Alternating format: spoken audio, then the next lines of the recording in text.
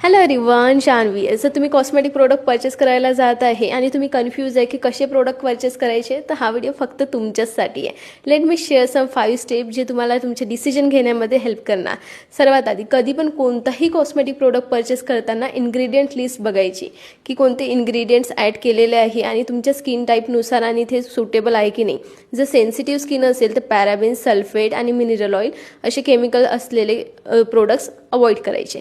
Second, कधी पण नवीन cosmetic product purchase करताना पॅच टेस्ट करणं खूप महत्त्वाचं राहते. पॅच टेस्ट नेहमी कानामागे करायचं किंवा हातावर करायचं आणि 24 अवर्स वेट करायचं की काही रिॲक्शन होते की नाही.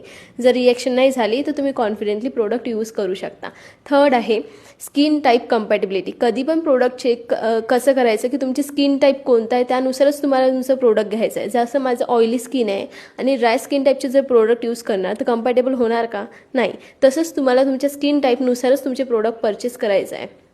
आणि फोर्थ आहे की तुमचे जे प्रोडक्ट्स राहते त्याची मॅन्युफॅक्चरिंग डेट आणि एक्सपायरी डेट तुम्हाला चेक करायची आहे.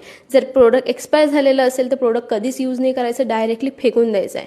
आणि लास्ट, कधी पण प्रोडक्ट घेताना बघायचं की डर्मॅटोलॉजिकली टेस्टेड आहे का, सर्टिफाईड आहे का, FDA अप्रूव्ह आहे का. कधी पण चीप अल्टरनेटिव्ह यूज करायचे नाही. नेहमी तुमचे प्रोडक्ट डर्मॅटोलॉजिकली टेस्टेड असले पाहिजे, जेणेकरून तुम्हाला काही स्किन कन्सर्न होणार नाही, काही प्रॉब्लेम होणार नाही. आणि असेच जर तुम्हाला इन्फॉर्मेटिव्ह व्हिडिओ बघायचे असेल तर मला फॉलो करा, लाईक करा आणि शेअर करा. जर व्हिडिओ थोडा जरी आवडलेला असेल तर तुमच्या फ्रेंड्सला शेअर करा. चला भेटूया नेक्स्ट व्हिडिओमध्ये. बाय.